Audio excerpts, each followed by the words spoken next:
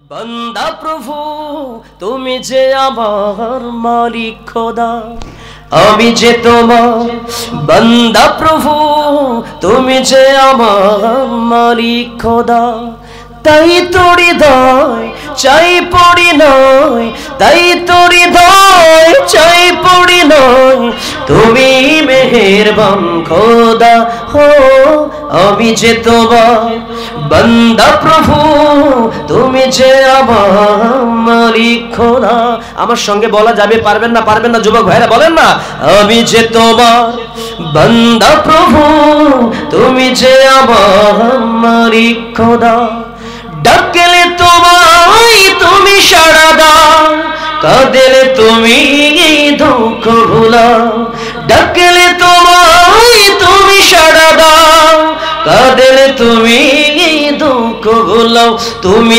চাইলেও দাও না চাইলেও দাও তুমি মেহেরবান খোদা হো আমি যে তোমার বান্দা প্রভু তুমি যে আমার মালিক খোদা আমি যে তোমার। মহাবিশ্বের চিরবিস্ময় মহাগ্রন্থ আল কোরআন আল্লাহ আমাদেরকে দিয়েছেন হেদায়েতের কিতাব হিসেবে, কথা বলেন ঠিক কিনা? কিন্তু আমরা এমনটাই কপাল পোড়া জাতি, এই কোরআনটা বুঝলাম না, জানলাম না, চিনলাম না। আজকে ফেব্রুয়ারি মাসের কয় তারিখ? কথা কয় না, জোরে বলেন কয় তারিখ? 14ই ফেব্রুয়ারিতে কত মানুষ কত কিছু করলো। সাতক্ষীরা অঞ্চলের ভাইয়েরা এতটাই ভালো যে 14ই ফেব্রুয়ারি সেই নিকৃষ্ট সমস্ত কার্যক্রমকে ফেলে দিয়ে যুবকরা, এলাকার আপামর জনসাধারণ কোরআনের কথা শোনার জন্য কোরআনের মাহফিলের আয়োজন করেছেন। এই জন্য শুকরিয়া কম হবে না বেশি হবে? যারা আয়োজন করেছেন তাদের জন্য দোয়া কম হবে না বেশি হবে? বেশি হবে। আসুন সেই কোরআনটা কত আজিম কিতাব, সেই কোরআন থেকেই একটু আমরা পরিচয় জানি। আল্লাহ কি বলেন? আল্লাহ সুবহানাহু ওয়া তাআলা বলেন, কুল বিফাদলিল্লাহি ওয়া বিরহমাতিহি ফাবিযালিকা ফালইফরাহু হুয়া খায়রুম মিম্মা ইয়াজমাউন।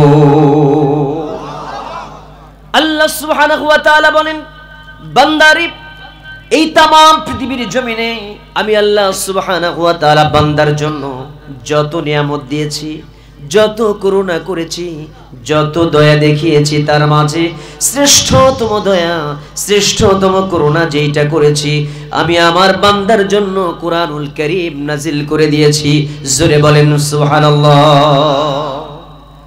আল্লাহ সুবহানাহু ওয়া তাআলা বলেন, বান্দারি এই কোরআন যারা পৃথিবীর জমিনে বুঝেছে, এই কোরআনুল কারীম যারা আঁকড়ে ধরেছে এই পৃথিবীতে, তাদের জন্য এই পৃথিবীতে কিছু মানুষ আছে অনেক কিছু গচ্ছিত করে, সম্পদ রাখে, অনেক গচ্ছিত করে, পুঞ্জীবিত করে, অনেক জিনিস মূল্যবান যে জিনিসগুলো মনে করে। কিন্তু আল্লাহ রাব্বুল আলামিন বলেন, বান্দারে तमाम পৃথিবীর জমিনে যা কিছু তোমরা গচ্ছিত করো, পুঞ্জীবিত করে রাখো, আমি আল্লাহ রব্বুল আলামিন যে কোরআন তোমাদের দিয়েছি এই কোরআনটাই পৃথিবীর জমিনে তোমাদের গচ্ছিত পুঞ্জীবিত জিনিসের চাইতে শ্রেষ্ঠ কিতাব। জোরে বলেন সুবহানাল্লাহ।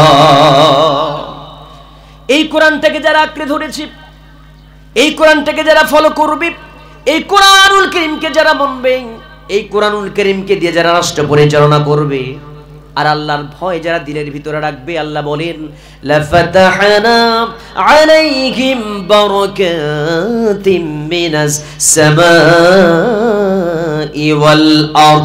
জোরে জোরে বলি আল্লাহু আকবার। ওই দেশের ভিতরে কোনো অভাব থাকবে না। আল্লাহ বলেন আসমান এবং জমিনের ভিতরে যত বরকতের দরজাগুলো আছে আল্লাহ রব্বুল আলামিন বান্দার জন্য, ওই দেশের জন্য, ওই জনপদের জন্য যারা আল্লাহকে ভয় করে, কোরআনকে ফলো করে, ইসলামী শাসন ব্যবস্থা কায়েম করে, আল্লাহ রব্বুল আলামিন ওই দেশের জন্য সমস্ত বরকতের দরজাগুলো খুলে দেবেন। জোরে বলেন সুবহানাল্লাহ। কিন্তু আমরা কপাল পোড়া জাতি, ওই কোরআন চিনলাম না, কোরআন বুঝলাম না, কোরআনের বিরোধিতা করলাম।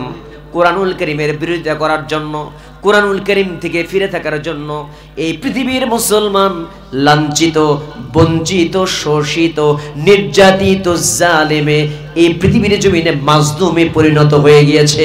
জোরে কথা বলেন ঠিক কিনা? প্রিয় ভাই আমার, সেই কোরআনটাকে সুযোগ এসেছে। আমি কি বলবো, এদিকে মুরব্বি মুরব্বি মাত্র শুরু করলাম, এখনই তো ওঠাউঠি করা যাবে না। আপনারা কি উঠবেন? কথা বলেন, উঠবেন? আমি আজকে সাবজেক্ট ওয়ারি কোরআন থেকে তাফসীর ভিত্তিক কথা বলবো। খুব গুরুত্বপূর্ণ কিছু কথা আছে। সাতক্ষীরা অঞ্চলের মানুষ কোরআনের তাফসীর তো খুব ভালো বোঝে, তারা জানে না, বোঝে না। এটা তো ইসলামী আন্দোলনের উর্বর ভূমি নামে খ্যাত। বাংলাদেশে যত মানুষ, যত এলাকা, যত জনপদ, এর মানুষগুলো নির্যাতিত হয়েছে, লাঞ্ছিত হয়েছে, অপমানিত হয়েছে, মাজলুমে পরিণত হয়েছে কোরআনুল কারীমের কারণে। উল্লেখযোগ্য জায়গা হিসেবে বাংলাদেশের সাতক্ষীরা অঞ্চলটা পরিচিত। কথা বলেন ঠিক কিনা? এমন ইতিহাস রচিত হয়েছে এই বাংলাদেশে বুলডোজার দিয়ে সাতক্ষীরা অঞ্চলের মানুষদের কোরআনুল কারীমকে ভালোবাসার কারণে, ইসলামী আন্দোলনের কর্মী হওয়ার কারণে, বিরোধী দলের অপোজিশন পার্টি হওয়ার কারণে তাদের বাড়িঘর পর্যন্ত ভেঙে দেওয়া হয়েছিল। কথা বলেন ঠিক কিনা? আল্লাহ রাব্বুল আলামিন জানিয়ে দিলেন, ওয়া মাকারু ওয়া মাকারাল্লাহ আল্লাহু খায়রুল মাকিরিন। বান্দা, তোমরা চক্রান্ত করো, তোমরা চক্রান্ত করো ইসলামটাকে শেষ করে দেওয়ার জন্য, কিন্তু তোমরা ভুলে যাও ইউরিদুন আলিয়ুতফিউ নূরাল্লাহি বিআফওয়াহিহিম ওয়াল্লাহু মুতিম্মু নূরিহি ওয়ালাউ কারিহাল কাফিরুন। কাফিররা শুনে রাখো, তোমরা যতই চক্রান্ত করো, যতই অন্তর্দাহ হোক না কেন, ইসলামের নূরটাকে আমি আল্লাহ প্রজ্বলিত করবই করব। এটা কখনোই পৃথিবীর কেউ নিঃশেষ করে দিতে, নির্বাপিত করতে কখনোই তারা পারবে না।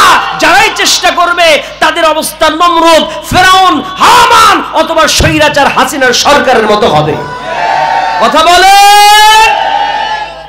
একটা হাদিস দিয়ে, যেভাবে চাইছিলাম সেভাবে হলো না, এইভাবে শুরু করি। একটা হাদিস দিয়ে শুরু করে জেনে রাখেন, কিছুদিন আগে বাংলাদেশে একটা আযাব আসছিল, গজব আসছে, নাম হচ্ছে আযাবুল বুলডোজার। কথা কয় না কেন? হ্যাঁ, সুন্দর একটা নামকরণ করেছেন, আমি করি নাই। নামকরণটা করেছেন মুহাদ্দিস কাজী ইব্রাহিম সাহেব। তিনি বলেছেন আযাবুল বুলডোজার। বুলডোজার দিয়ে সব ভেঙে চুরা একাকার করে দেওয়া হলো। কথা বলে না কেন? অনেক সুশীল বলল যে এইটা আমাদের পছন্দ হয় না, এটা কেন করা হলো? কিন্তু ওই সুশীলটা তখন কোথায় গিয়েছিল যখন এই সাতক্ষীরার প্রিয় মানুষদের বাড়ি ঘরে ভেঙে দেওয়া হয়েছে? এই দেশের আনাচে কানাচে অসংখ্য ভাইদের ব্যবসা প্রতিষ্ঠানকে ভেঙে চুরে খানখান করা হয়েছে। সেই সুশীলদেরকে এই দেশে পাওয়া যায় নাই, ওই সময় পাওয়া যায় নাই। আজকে তারা সুশীলগিরি দেখাতে চায়, আছে না নাই? জেনে রাখেন, এটা এই কারণে হয়েছে, এটা এই কারণে হয়েছে। নবীর হাদিস নাম্বার 1, এই পৃথিবীতে দুইটা শাস্তি আল্লাহ দুনিয়াতে দেন কোন অপরাধের, এরপরে আখিরাতে তো রয়েছেই। নাম্বার 1, নবী বলেন, যদি পৃথিবীতে কোনো সন্তান বাবা মার অবাধ্য হয়, ওই অবাধ্য সন্তানকে আল্লাহ তাআলা এই পৃথিবীতে বাবা মার সাথে যে আচরণ করেছে সেই আচরণটা পৃথিবীতে পাবে, এরপরে তার মরণ। কথা হয় না? কথা না বলে বুঝি কি? কথা বুঝেন? নাম্বার 2, নবী বলেন, এই পৃথিবীতে যারা জালেম জুলুম করেছে, অবৈধভাবে অন্যায়ভাবে যারা মাজলুমের উপরে জুলুম করেছে, নির্যাতন করেছে, নবী বলেন ওই জালেম যে পরিমাণ জুলুম করেছে, যেভাবে যা করেছে, ওই জালেমের উপরে আসমান থেকে ওই গজবটা পতিত হবে, ওর উপরে এটা ঘটবে, এরপরে তার মরণ হবে। বাস্তবতায় আছে, বাস্তবতার সাথে মিল আছে, হাদিসের সাথে মিল আছে।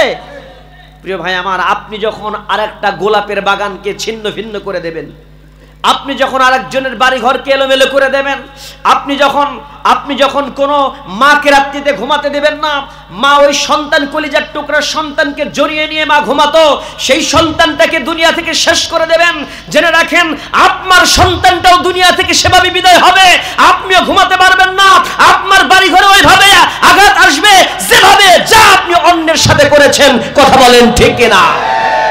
এটারই বহিঃপ্রকাশ, এটারই কি বহিঃপ্রকাশ এই বাংলাদেশে ঘটেছে। প্রিয় ভাই আমার, এই জন্য সময় এসেছে এখন কি করার?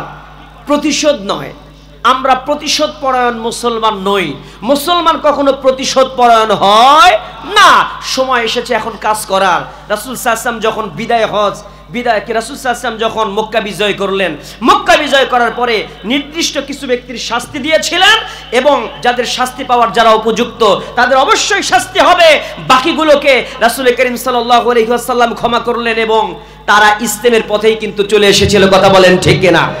শুধু সফটওয়্যারটা চেঞ্জ হবে, আমরা তাদেরকে ইসলামের পথে আহ্বান করে ইসলামের দিকে ডাকতে চাই, কোরআনের কথা বুঝিয়ে দিতে চাই এবং যারা অপরাধ করেছে দৃষ্টান্তমূলক শাস্তি দিয়া এই দেশে আমাদের প্রশাসন যেন দেখায় দেয় আগামীতে আর কোনো ব্যক্তি আয়না ঘর, আর কোনো ব্যক্তি জেল জুলুম হামলা মামলা দিয়ে এই দেশের মানুষকে আর কষ্ট দিতে না।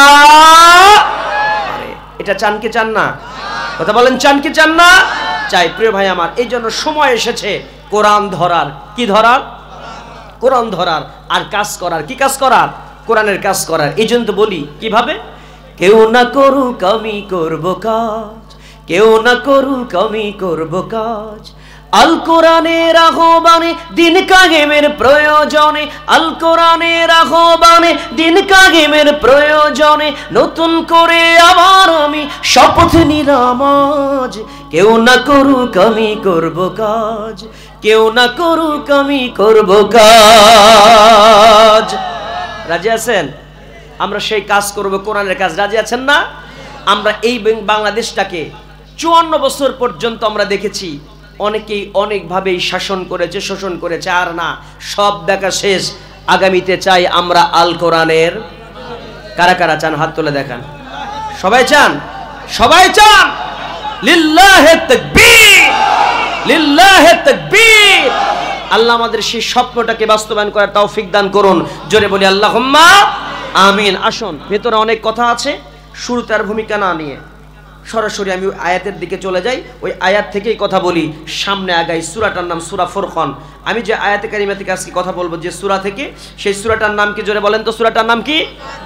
সূরা ফুরকান।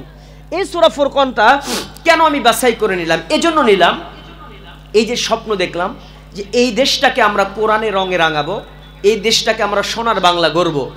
সোনার বাংলা গড়তে গেলে যারা সোনার মানুষ, সৎ মানুষ, স্বচ্ছ মানুষ, পবিত্র হৃদয়ের মানুষ, তারাই তো কেবল সোনার বাংলা গড়তে পারে। কথা কয় না কেন? কিন্তু যাদের অন্তরে আছে ব্যাধি, অন্তরে কুটিলতা, অন্তরের ভিতরে যাদের স্বচ্ছতা নাই, অসৎ, এই সমস্ত ব্যক্তিদেরকে দিয়া এই সোনার বাংলা গড়া কখনো সম্ভব নয়। এই জন্য ব্যক্তি হিসেবে প্রথমে আমাদের ভালো হওয়ার দরকার আছে না নাই?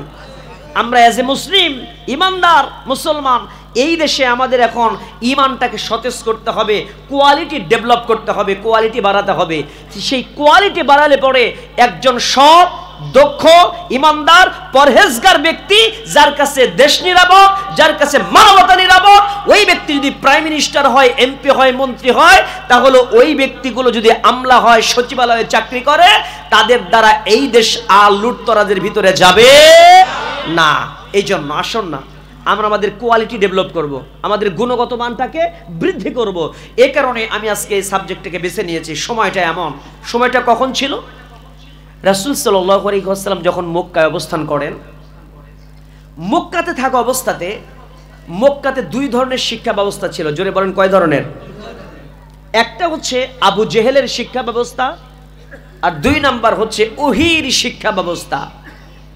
আল্লাহ সুবহানাহু ওয়া তাআলা বললেন, ইয়া রাসূলুল্লাহ, আবু জেহেলের শিক্ষা ব্যবস্থার উপরে ওহীর শিক্ষা ব্যবস্থাটাকে আপনার বাস্তবায়ন করতে হবে। হুয়াল্লাযী আরসালা রাসূলাহু বিল হুদা ওয়া দীনিল হক লিইযহিরাহু আলা দীনি কুল্লিহি ওয়ালাউ কারিহাল মুশরিকুন। দিনটাকে বিজয় করতে হবে, এই ওহীর শিক্ষা ব্যবস্থাকে বাস্তবায়ন করতে হবে। রাসূল যখন ওহীর শিক্ষা নিয়ে কাজ করছেন, ওইদিকে আবু জেহেল ওহীর শিক্ষাকে পণ্ড করে দেওয়ার জন্য কাজ করছে। এরকম সিচুয়েশনে কাফেররা কি করলো?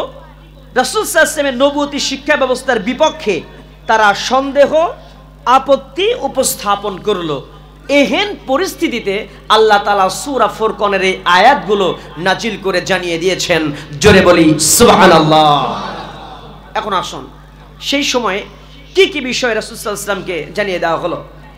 এই পৃথিবীতে ব্যক্তি হিসেবে একজন নামকে বলা হয় ফারুক উপাধি পেয়েছিলেন, যিনি ব্যক্তি হিসেবে ফারুক, সত্য মিথ্যার মাঝে পার্থক্যকারী, আর কিতাব হিসেবে একটা কিতাব গ্রন্থ যেটা ফুরকান, সত্য মিথ্যার ভিতরে পার্থক্য করে দেয়, সেই কিতাবের নাম কি?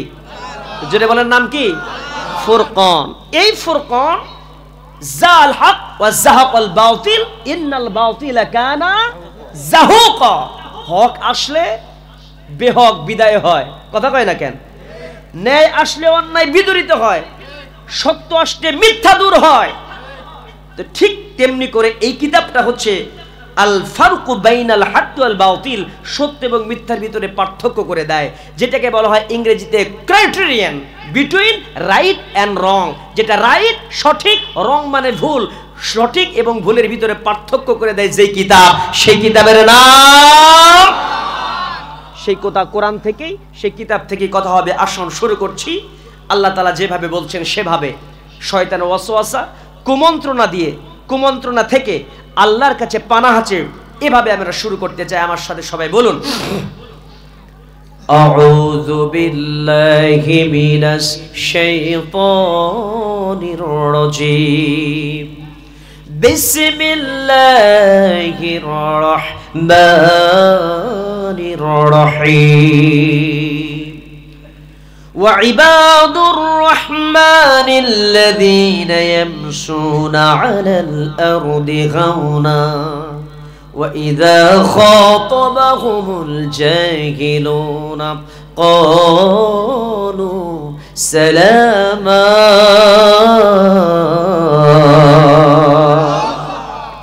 আল্লাহ সুবহানাহু ওয়া তাআলা বলেন, ইবাদুর রহমান, রহমানের বান্দা যারা, এই জায়গায় আমরা যত মানুষ একত্রিত হয়েছে কোরআন শোনার জন্য, আমরা বান্দাকার। জোরে বলেন, বান্দাকার আল্লাহ। আল্লাহর টোটালি নাম কয়টা? আল্লাহর মোট নাম কয়টা? 99। কয়টা হলো? 99টা। তার ভিতরে একটা কমন নাম, পরিচিত নাম আল্লাহ, আর গুণবাচক অনেক নাম আছে, রহমান, রহিম, জব্বার, কহ্হার, ওয়াল হাইয়ুল কাইয়্যুম, আছে না নাই? সত্তার, অনেক নাম আছে। তার ভিতরে কমন নাম আল্লাহ। কিন্তু এই জায়গায় যেহেতু আল্লাহ তাআলা রহমান শব্দটা ইউজ করেছে, এই ক্ষেত্রে আমরা এই জায়গায় কার বান্দা? রহমানের বান্দা। জোরে বলেন, কার বান্দা? ইবাদ, আব্দুন মানে এক বচন, ইবাদ বহু বচন। একজন ব্যক্তি আব্দ মানে বান্দা, ইবাদ আমরা এখানে যত মানুষ আছি, পৃথিবীর যত ব্যক্তি আছে, সবাই আমরা কার বান্দা? আল্লাহর বান্দা। তো সে আল্লাহর বান্দার পরিচয় সুন্দর করে আমরা নেব এখান থেকে। তো প্রথম নম্বরে যেহেতু রহমান শব্দটা এসেছে, তো সেই রহমান শব্দের পরিচয়টা একটু ব্যাখ্যা দিয়ে তারপরে আয়াতের দিকে চলে যেতে। এদিকে ভাইয়া, এই যে মুরব্বি, কি হলো? হ্যাঁ, না না না, এটা খুব দৃষ্টিকটু। না না, অবশ্যই অবশ্যই। তো পেশাবে কি একসাথে জামাতের সাথে হয় নাকি? হ্যাঁ, পেশাব তো একে একে হওয়ার কথা। এখন 5 জন মিলে যদি জামাতের সাথে পেশাব করেন তাহলে তো মুসিবত হয়ে যাবে। কথা বুঝেন নাই ভাই আমার? এখান থেকে আমি আপনাদের সাথে একটু কথাবার্তা এভাবে বলতে চাই। এটা একটা আদবের বিষয়, মাইন্ড করেন না। আমি শিক্ষকের ভূমিকা পালন করছি তাই বলছি না, আমিও কোরআনের ছাত্র। আমরা সবাই কার ছাত্র? কোরআনের ছাত্র। এই মাহফিলের ফজিলত আছে, এই মাহফিলের কিছু মানে কোরআন কিছু ইনস্ট্রাকশন দেয়, কিছু দিক নির্দেশনা দেয় যে এই মাহফিলগুলো কেমন হবে, এখানে আচরণ কেমন হবে, কিভাবে কথাগুলো শুনতে হবে। ওয়া ইযা কুরিয়াল কোরআন, আলেমরা আছেন, ওয়া ইযা কুরিয়াল কোরআন ফাসতামিউ লাহু ওয়া আনসিতু লাআল্লাকুম তুরহামুন। আল্লাহ বলেন, যখন কোরআন তেলাওয়াত করা হবে, কোরআন পাঠ হবে, তখন চুপ করে মনোযোগ দিয়ে এই কোরআনুল কারীমের কথা, এই কোরআনের আয়াতগুলো মনোযোগ দিয়ে চুপটি করে বসে শুনতে হবে। এখন এই কোরআন শোনার ক্ষেত্রে আপনি বাদাম খানার কোরআন শোনেন, ইচ্ছে হলো গেলাম, ইচ্ছে হলো থাকলাম না, ইচ্ছে হলো উঠে গেলাম, এটা কি আদব হলো? আর শুধুমাত্র এটা কিন্তু কোরআনের এই তথাকথিত তাফসির মানে ওয়াজ মাহফিলের ময়দান না, এটা কিন্তু একটা ক্লাসরুমের মতো। এটা কিসের মতো? এটা যদি ক্লাসরুম হয়, তাই ক্লাসের একজন শিক্ষক থাকে, তিনি কোরআন থেকে কথা বলুক বা বই থেকে পড়ানো হয়, সেই সময় ছাত্র যদি যেতে চায়, তার আদর্শবান চরিত্রবান ছাত্রের কাজ হচ্ছে শিক্ষককে বলবে, স্যার আমার, অথবা হুজুর, 1 নাম্বার আমার জরুরত, 1 নাম্বার হাতটা উঠাইয়া চলে যাবে। তারপর বেশি জরুরি হলে signal number 2, red signal, 2 number বলবে আমার বাথরুম লেগেছে, চলে যাবে, অসুবিধা নাই। কিন্তু ইচ্ছে হলো বের হলো, ইচ্ছে হলো ঢুকলো, এটা কি আদর্শ ছাত্রের পরিচয়? না। তাহলে সেটা যদি না হয়, তাহলে এই জায়গায় সুন্দর করে এখানে আমরা যারা বসেছি, আমরা আমাদের কোয়ালিটি ঠিক রেখে, মুমিনের যে কোয়ালিটি ঠিক রেখে এখান থেকে বিদায় হব। ইচ্ছে করে আমরা পরিবেশটাকে নষ্ট করব, একসাথে যেতে হবে। একান্ত জরুরত হলে চলে যাবেন, অসুবিধা নাই, আবার আসবেন। প্রিয় ভাই আমার, থাকতে রাজি আছেন?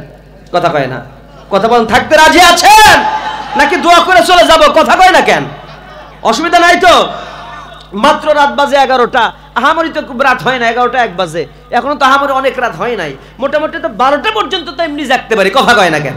কথা বলেন, কথা বলেন। আচ্ছা, তাহলে সেক্ষেত্রে একটু সময় দিতে হবে। কোরআনের কথাগুলো মনোযোগ দিয়ে শুনলেই ভালো লাগবে। আর কোরআনের কথা যারা ভালো লাগবে না, সে ব্যক্তি আসলে প্রকৃত মুমিন হতে পেরেছে কিনা এটা নিয়েও প্রশ্ন আছে। কথা কয় না কেন? এটা নিয়ে কি আছে? প্রশ্ন আছে। ইমানদার যে কোরআনের কথা ভালো লাগবে তা, মাছ যেমন পানিতে শান্তি পায়, ইমানদার তেমন তাফসির মাহফিলে, মসজিদে, মাদ্রাসায়, ভালো ভালো জায়গায় শান্তি পায়। কথা বলে না কেন? দেখি আজকে সেই ইমানদাররা কারা কারা শান্তি পায়, যারা যারা আসুন সামনে আগায়া যায়। যে কথা বলছিলাম, ছন্দ পতন ঘটায়েন না। আলোচনা একটা ছন্দ আছে, লাইন বাই লাইন কথা বলতে হবে। আমরা বান্দাকার রহমানের, জোরে বলেন বান্দাকার আল্লাহর। কিন্তু যেহেতু আল্লাহ রহমান ব্যবহার করেছেন, এই জন্য এখানে আমরা বলবো রহমানের। জোরে বলুন কার? রহমানের। এই রহমান শব্দের তাফসির একটু শোনায় দিয়ে, তাফসির ইবনে কাসির, তাফসিরে কাবিরের ভিতরে এসছে। এটা এত গুণবাচক, এত ফজিলতপূর্ণ নাম। তাফসিরে কাবিরের ভিতরে লেখেন আল্লাহ সুবহানাহু ওয়া তাআলা রহমান শব্দটা ইউজ করেছেন এখানে। আল্লাহ যে রহমান, আল্লাহ যে রহিম, এই দুইটা গুণবাচক নাম, এত পবিত্র নামটা, এত ফজিলতপূর্ণ নাম।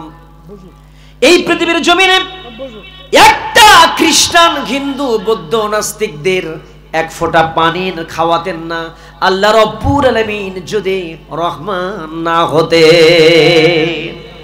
আল্লাহর নাম রহমান। হিন্দু যখন তার জমিতে ফসল লাগায়, তার জমিতেও ফসল হয়। একজন মুশরিক যখন তার জমিতে ধান লাগায়, ধান হয়। আবার যখন নাস্তিক বলেন, মুরতাদ বলেন, খ্রিস্টান বলেন, সে যখন ব্যবসা প্রতিষ্ঠান চালায়, তার ব্যবসাতেও লাভ হয়। আবার মুসলমান যখন চাকরি করে, ব্যবসা করে, জমি লাগায়, ফসল লাগায়, জমিতে যখন ফসল লাগায়, সেখানেও আল্লাহ তাআলা রিজিক দেয়।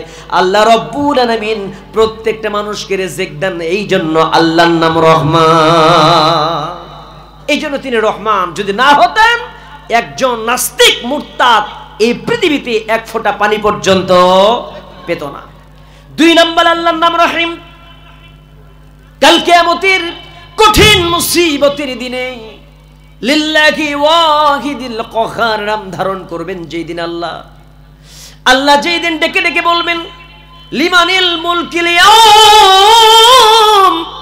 আল্লাহ সুবহানাহু ওয়া তাআলা কিয়ামতের ভয়াবহ বিভীষিকাময় দিনে যখন বলবেন আজকে রাজত্ব কার, আল্লাহ রব্বুল আলামিন বলবে আজকে রাজত্ব কার, সবাই তো বলবে আল্লাহ আপনার।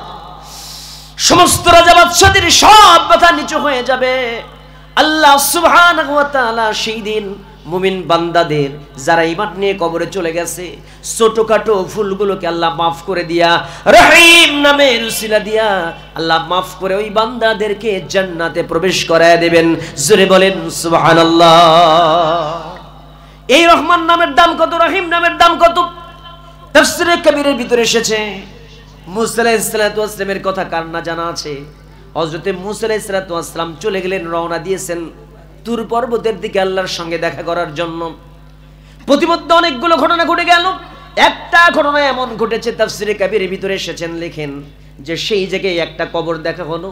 মুসা নবীর সঙ্গে একটা কবরের সাক্ষাৎ হলো।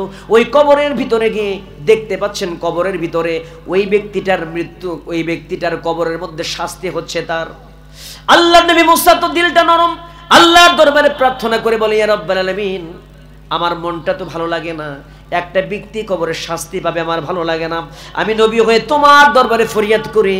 এই মুসা আলাইহিস সালাতু ওয়াস সালাম হাতটা তুলে বলেন, ওই কবরবাসীর আযাবটা তুমি মাফ করে দাও। জোরে বলেন সুবহানাল্লাহ। আল্লাহ বলে, মুসা রে, তোমার টেনশন করার দরকার নাই। ওই ব্যক্তির কবরের শাস্তি হবে না, কে মাফ করবে এটা আমার ব্যাপার। তুমি যেই উদ্দেশ্যে রওনা দিয়েছো, তোমার কাজ তুমি করো, তোমার তুর পর্বতে রওনা দাও। আর ওই ব্যক্তির বিষয়ে তোমাকে টেনশন করতে হবে না, ওই বিষয়টা একান্তই আমার। জোরে বলেন আল্লাহু আকবার।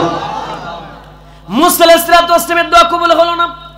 আল্লাহর নবী মূসা আলাইহিস সালাতু ওয়াস সালাম আল্লাহর সঙ্গে তো দেখা হলোই না, ঘটনা আপনাদের জানা আছে, লম্বা করব না। ওখান থেকে যখন ফেরার পথে রওনা দিয়েছেন, ফিরতি পথে যখন দেখতে পেলেন আবার এই সেই কবরের ভিতরে মূসা আলাইহিস সালাতু ওয়াস সালাম দেখেন ওই বৃদ্ধ মানুষটার আযাব মাফ হয়ে গেছে, কবরের মধ্যে ওই লোকটার আর আযাব নাই। জোরে বলেন সুবহানাল্লাহ। আল্লাহর দরবারে ফরিয়াদ করলি, ইয়া রাব্বুল আলামিন, আমি প্রার্থনা করলাম কবুল হলো না, আমার চাইতে কোন বুজুর্গ ব্যক্তি দুনিয়াতে আবার প্রার্থনা করলো, যার কথাকে কবুল করে নি আযাবটা মাফ করে দিলেন, কারণ কি? মুসা যখন প্রশ্ন করেছে আল্লাহ তখন সুন্দর করে উত্তর দিচ্ছে, মুসা রে শোনো, ওরে মুসা তুমি তো জানো না এই ব্যক্তিটি যে মারা গেছে এই বৃদ্ধ মানুষটার একজন নাতি ছিল, ওই নাতিটা সুন্দর করে মাসুম বান্দা, আমার মাসুম গোলাম, তার জীবনেতে কোনো গুনাহ নাই, ও অপ্রাপ্ত বয়স্ক ছোট্ট আমার গোলাম, ওই গোলাম মাত্র সুন্দর করে শিখেছে বিসমিল্লাহির রহমানির রহিম। এই যে বিসমিল্লাহির রহমানির রহিম পড়েছে, আর হাত তুলে আমার সাথে দোয়া করে, এর ভিতরে দুইটা নাম রয়েছে, একটা হলো রহমান আর একটা হলো রহিম। এই দুইটা নাম এত পবিত্র, এই দুইটা নামের এত ফজিলত, এত বরকত, এই দুইটা নাম যখন আমার সামনে উপস্থাপন করে বলেছে আল্লাহ গো তুমি তো রহমান তুমি তো রহিম, এই দুইটা নামের উসিলা দিয়ে বলেছে আল্লাহ আমার দাদার কবরের আযাবটাকে তুমি আল্লাহ মাফ করে দাও। ওই ছোট্ট মাসুম বান্দার গুনাহগুলো কি? ওই মাসুম বান্দার তো কোনো গুনাহ নাই, বেগুনাহ মাসুম যখন আমার কাছে হাত তুলেছে, তার দাদার জন্য কবর আযাব মাপ চেয়েছে, আমি আর হাত ফিরায় দিতে পারি নাই, আমি ওই মাসুম বান্দার গুনাহ, মাসুম বান্দার সেই দাদার কবর আযাব মাফ করে দিয়া রহমান আর রহিম নামের উসিলাই তাকে মাফ করে দিয়েছি। জোরে বলেন সুবহানাল্লাহ। প্রিয় ভাই আমার, এই জন্য আমরা গোলাম কার? রহমানের। সেই রহমানের গোলাম যদি কেউ প্রকৃতপক্ষে হতে পারে, তাহলে এই রহমানের গোলাম হতে গেলে কি কি করতে হবে সেটা জানতে হবে। একবার কেউ প্রকৃত রহমানের গোলাম হলে সে জান্নাতে চলে যাবে। জোরে কথা বলেন ঠিক কিনা? তাই তো আল্লাহ সুবহানাহু ওয়া তাআলা বলেন, ইয়া আইয়ুহান নাসু উবুদু রাব্বাকুমুল্লাযী খালাকাকুম والذين من قبلكم لعلكم تتقون। ওরে বান্দা ওরে গোলাম, ইয়া আইয়ুহান নাস, মানব জাতি, সুবুদু রাব্বাকুমুল্লাযী খালাকাকুম, সেই রবের আনুগত্য করো, সেই রবের দাসত্ব করো, গোলামি করো, যে রব তোমাকে সৃজন করেছেন, আর তোমাকেই শুধু না তোমাদের পূর্ববর্তী যারা তাদেরকেও সৃজন করেছেন। আশা করো যে তোমরা মুত্তাকি হতে পারবে। জোরে বলেন সুবহানাল্লাহ। তাহলে আমরা বান্দা কার? একটু জোরে বলেন কার? গোলাম কার? আল্লাহর আনুগত্য হবে কার? মাথা নত হবে কার কাছে? কারণ আমি যে তোমার বান্দা প্রভু, তুমি যে আমার মালিক খোদা। আমি যে তোমার বান্দা প্রভু, তুমি যে আমার মালিক খোদা। তাই তোর হৃদয় চাই পড়ি নয়, তাই তোর হৃদয় চাই পড়ি নয়, তুমি মেহেরবান খোদা হো। আমি যে তোমার বান্দা প্রভু, তুমি যে আমার মালিক খোদা। আমার সঙ্গে বলা যাবে? পারবেন না? পারবেন না যুবক ভাইরা বলেন না, আমি যে তোমার বান্দা প্রভু, তুমি যে আমার মালিক খোদা। ডাকলে তোমায় তুমি সাড়া দাও, কাঁদলে তুমি দুঃখ ভুলাও। ডাকলে তোমায় তুমি সাড়া দাও, কাঁদলে তুমি দুঃখ ভুলাও। তুমি চাইলেও দাও, না চাইলেও দাও, তুমি মেহেরবান খোদা হো। আমি যে তোমার বান্দা প্রভু, তুমি যে আমার মালিক খোদা। আমি যে তোমার বান্দা প্রভু, তুমি যে আমার মালিক খোদা। লিল্লাহি তাকবীর। আল কোরআনের আলো, আল হাদিসের আলো, দুনিয়ার মুসলিম নারে তাকবীর, জোরে বলি আলহামদুলিল্লাহ, বলি আল্লাহু আকবার। কষ্ট হচ্ছে আপনাদের? আসুন, নাম্বার 1 আল্লাহ বলছে ইবাদুর রহমান, ইবাদ এই যে বান্দা, প্রথম নাম্বার গুণটাই হচ্ছে বান্দা হওয়া। বান্দা হওয়াটাও একটা গুণ। বান্দা হওয়াটা কি গুণ? বান্দা যদি কেউ না হয়, শুধু বান্দার পরিচয় মুখে মুখে দেয়, তাহলে কাজ হবে না। তো বান্দা হতে গেলে কি কি করতে হবে সেটা তো পরের লাইনে।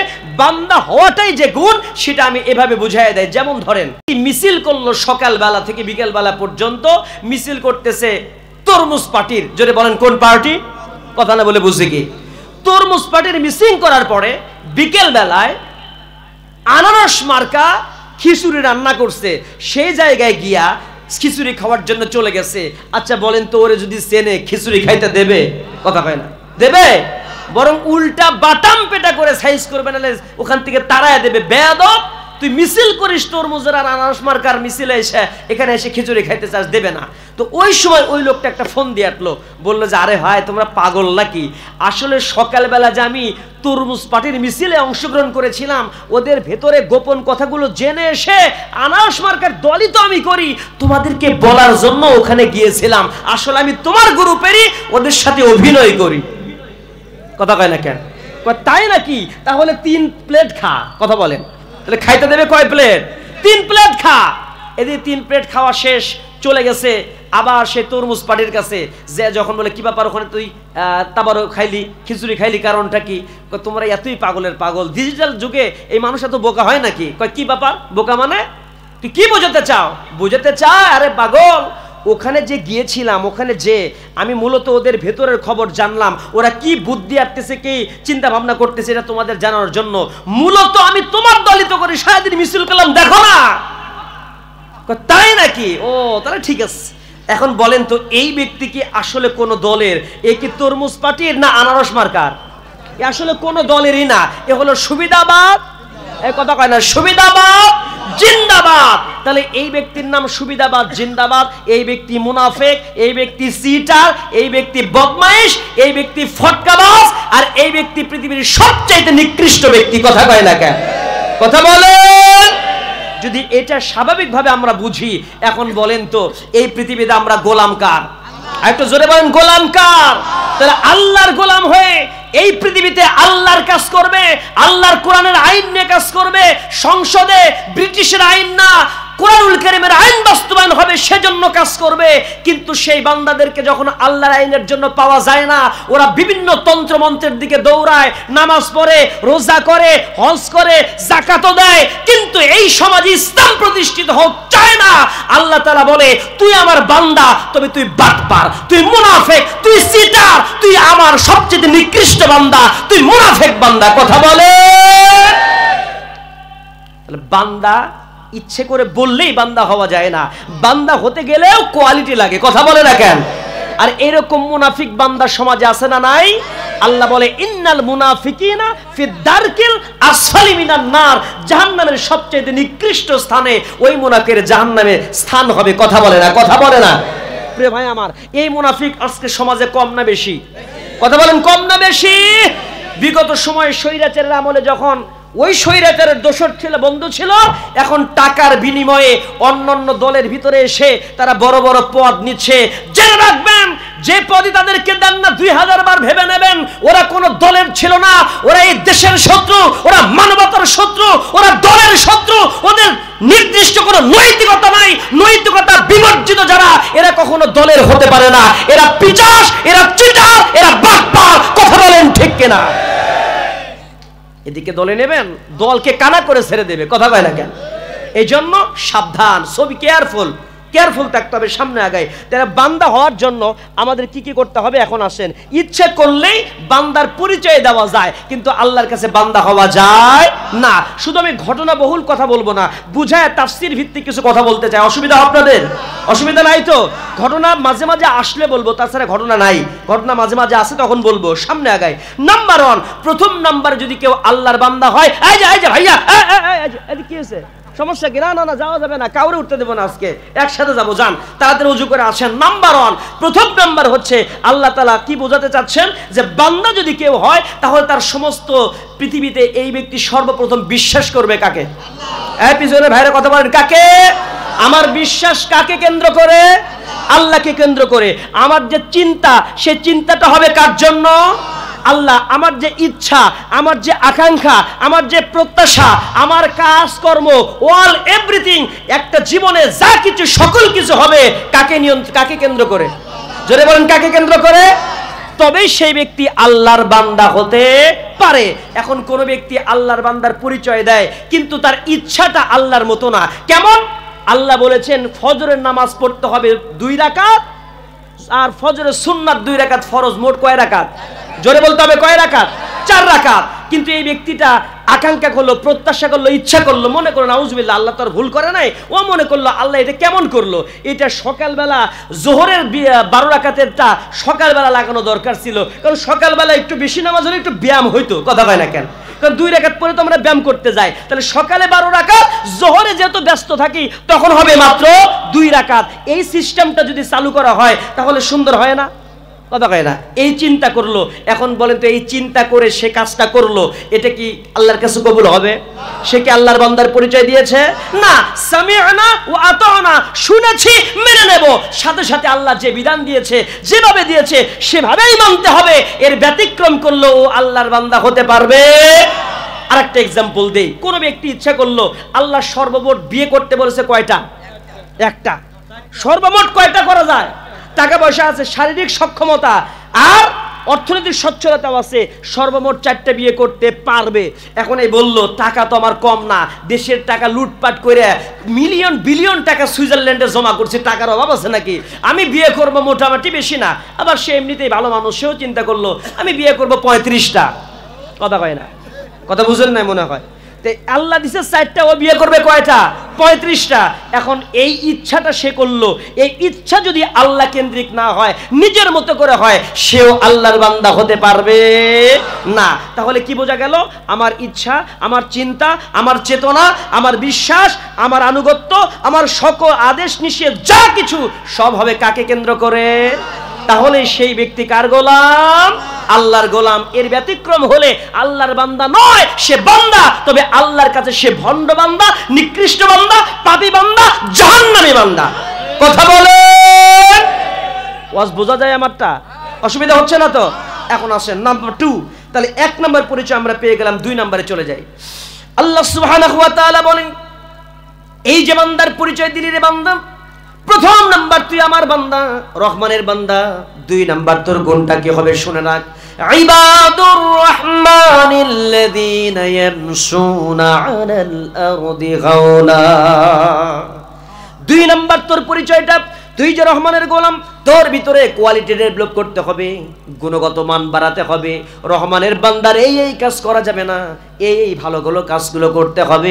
নাম্বার 2, পৃথিবীর জমিনে তুমি যখন রহমানের বান্দার পরিচয় দিয়েছো, দুনিয়াতে চলাফেরা যখন করবে অত্যন্ত নম্র ভদ্রতার সাথে, নমনীয় হয়ে, জেন্টলম্যান হয়ে, ভদ্র হয়ে সমাজে পৃথিবীতে চলতে হবে।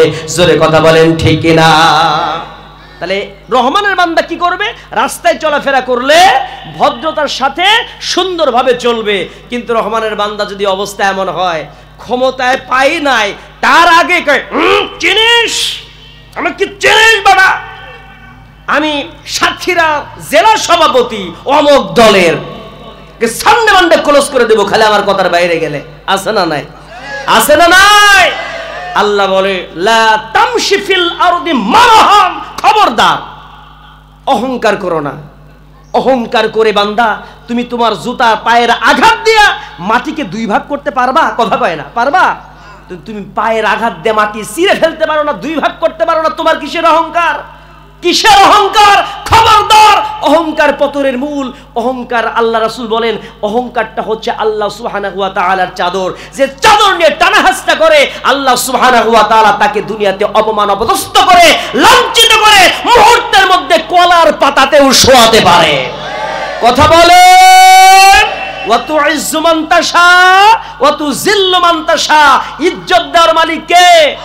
ইজ্জত ছিনিয়ে নিয়ে মুহূর্তে গলার মধ্যে ছাগলের মতো করে গামছা পেঁচায় দিতে পারে সেই মালিক কে? আল্লাহ।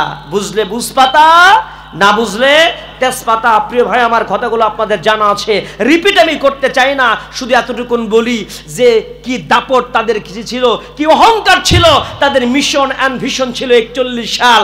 আল্লাহ বলে 41 না, খালি 2024 সালের আগস্ট মাসের 5 তারিখ আসতে দে, দেখ 41 সাল কাকে বলে, কত প্রকার কি কি উদাহরণ সব বুঝাইয়া দেব। কথা বলেন। 5 তারিখ আসলো, আসার পর ওয়াকারুজ্জামান সাহেব বলে আপনার মিশন আর ভিশন এখানে ক্লোজ করতে হবে, সময় আছে 45 মিনিট। কয় 45 না 1 ঘন্টা সময় দাও, বক্তব্য দেব। কয় আছে 45 1 ঘন্টা, এই 45 মিনিটের মধ্যে রেডি হন, না হলে যে হারে জনগণ আসতেছে, মিনহা খলাকনাকুম ওয়া ফিহা নুঈদুকুম ওয়া মিনহা নুখরিজুকুম তারাতান। এই কথা কয় না কেন? তারাতান উখরা চলে গেল, সেই জায়গায় হেলিকপ্টার দিয়ে পালায়া চলে গেছে। প্রিয় ভাই আমার, এই জায়গা থেকে এই জাতির শিক্ষা নেওয়ার দরকার আছে না নাই? কথা বলে আছে না নাই? এই যে বৈষম্য বিরোধী আন্দোলনের ছাত্ররা যে রক্ত দিয়েছে, এটা একদিন এই স্বৈরাচারের পতন হয় নাই, অজস্র মানুষের চোখের পানি আছে। আল্লামা সাইদ একটা কথা বলেছিলেন, তুমি যাকে আজকে খুন করে এসেছো, চলে যাও গভীর রাত্রিতে ওই বাড়িতে চলে যাও, ওই বাড়িতে ওই মায়ের আহাজারি দেখো, ওই মা গভীর রাত্রিতে কিভাবে কান্না করে তার কলিজার টুকরা মানিকের জন্য। তুমি বাড়িতে যাও, কত মায়ের আর্তনাদ, কত মায়ের চিৎকার, আকাশ বাতাস ভারী হয়ে গেছে। জোরে কথা বলেন ঠিক না? শুধু তাই নাই, আয়না ঘরে মানুষদেরকে বন্দি রেখেছিলে, কত মানুষদের শরীরে পচন ধরে গেছে, চিকিৎসা পায় নাই, খাইতে পারে নাই, নির্যাতনের পর নির্যাতন করে মারা হয়েছে। আল্লাহর ওলিদেরকে ফাঁসির মঞ্চে ঝুলানো হয়েছে। গভীর রাত্রিতে ওই আল্লাহর ওলিরা 13 বছর 11 বছর 10 বছর যে জেলে থেকেছে, গভীর রাত্রিতে তারা আল্লাহকে সিজদা দিয়ে বলেছে ওই সময়ে, ওয়ামিনাল লাইলি ফাতাহাজ্জাত বিহি নাফিলাতাল লাক আসা আইয়াবআসাকা রাব্বুকা মাকামান মাহমুদা। ওই সময় তাহাজ্জুদ পড়ে আল্লাহকে সিজদা দিয়ে বলেছে, আল্লাহ এই জালেমের তুমি মূলোৎপাটন করে দাও। আল্লাহ রাব্বুল আলামিনের কাছে প্রার্থনা করেছে এই দেশের আলেম ওলামা, নির্যাতিত মানুষ এবং এই দেশের ছাত্ররা যখন মাঠে নেমেছে, সকল কিছু একত্রিত হয়ে আল্লাহর গজবে এই দেশ থেকে স্বৈরাচারের পতন হয়েছে। জোরে কথা বলেন, জোরে কথা বলেন। এখান থেকে শিক্ষা নিতে হবে, এই দেশে আর কোন স্বৈরাচারকে আমরা বাসা বাঁধতে দেব। জেনে রাখেন, যেই দেশের মানুষ রক্ত দিতে জানে, যেই দেশের জেন জি জেনারেশন জিরা জীবন দিতে জানে, যেই দেশে যে যুবকরা রক্ত দিতে জানে, এই যুবক 1971 সালে রক্ত দিয়ে জীবন দিয়ে দেশ স্বাধীন করার জন্য সক্রিয় ভূমিকা পালন করেছে। 1952 সালে ভাষা আন্দোলনে রক্ত দিয়ে সক্রিয় ভূমিকা পালন করেছে। জেনে রাখেন 24 যুবকরা জীবন দিয়ে দ্বিতীয় স্বাধীনতা এনে দিয়েছে। আগামীতে আরো কোন স্বৈরাচার যদি একই অপপন্থা অবলম্বন করে, আমি বিশ্বাস করি ওই স্বৈরাচার তো 45 মিনিট সময়